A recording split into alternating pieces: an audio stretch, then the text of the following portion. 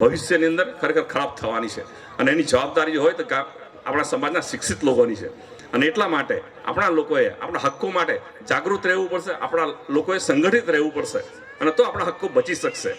તો આ સંજોગોની અંદર આપણે શું કરવાનું છે?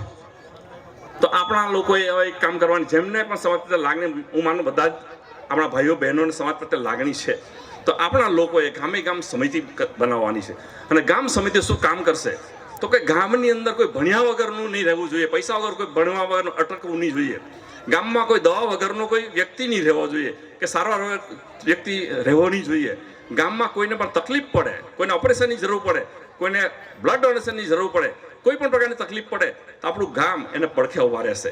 એ પ્રકારની વ્યવસ્થા આપણે આપણા સમગ્ર વિસ્તારની અંદર કરવાની છે। તો હું અત્યારે અહીંયાથી પેડ મોકલાવીશ, આખા ગામની અંદર ફરશે પેડ, અને જેની કોઈની ઈચ્છા છે કે મારા ગામ માટે, મારા સમાજ માટે, મારા ગરીબ વ્યક્તિ માટે, મારી નવી પેઢી માટે કંઈ કામ કરવું છે તો પોતાના નામ, મોબાઈલ નંબર, ગામ અહીંયા લખાવીને આપશે।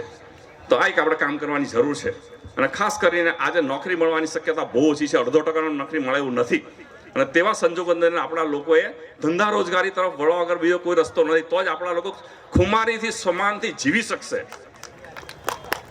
અને એના માટે આપણા લોકોએ બધી તૈયારી કરવાની જરૂર છે, નાના મૂકવી પડશે, મહેનત કરવી પડશે રાત દિવસ, તો આપણા લોકો ધંધો કરીને પગભર બની શકશે ને તો આપણે ખુમારીથી જીવી શકશું। તો આપણે થોડા સન્માન કરવા માટે જઈ રહ્યા છે, એવા લોકો જે સન્માન કરવા માટે જઈ રહ્યા છે કે જેમણે શૂન્યમાંથી સર્જન કર્યું છે, તો હું આપણા લોકો માટે કહીશ કે ભાઈ 100 બાર तुम मिटाओगे, 100 बार तुम मिटाओगे, 1000 बार खाक में मिलाओगे, फिर भी हम उस खाक से जन्म लेंगे बार बार, क्योंकि हम सच है और हम आदिवासी है। તાળીઓનો ગડગડાટ અટકવો નહીં જોઈએ।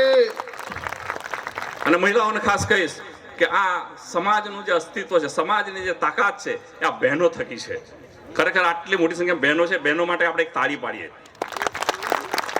આપણા સમાજના રીત રિવાજો, આપણે સમાજની સંસ્કૃતિ જાળવવાનું જો કામ કર્યું હોય તો આ બહેનોએ કર્યું છે અને ભવિષ્યમાં પણ જે પ્રમાણે આપણા લગ્ન પ્રસંગો, મરણના પ્રસંગો, ચાંદલાના પ્રસંગો, એ બધું કોણ કરી રહ્યું છે તો કે બહેનો કરી રહી છે। તો એમને આપણા લોકો ઉત્તેજન આપવાની જરૂર છે।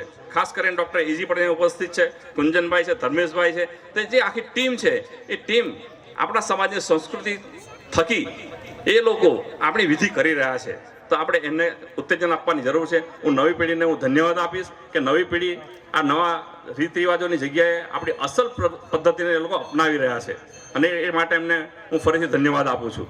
તો આ તબક્કે બધું ન કહેતા ભવિષ્યની અંદર નવો સિવિલ કોડ આવવાનો છે, કોમન સિવિલ કોડ, સમાન નાગરિક ધારો, કે જે જાતિ, ધર્મ, લિંગના ભેદભાવ રહેશે નહીં આ દેશની અંદર, બધાને સમાન ગણવામાં આવશે અને જો બધાને સમાન ગણવામાં આવે તો શું પરિસ્થિતિ થાય?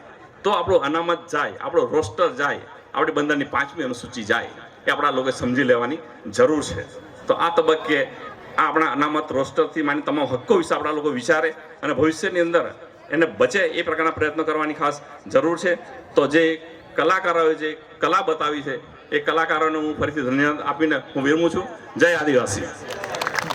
જય જય આદિવાસી।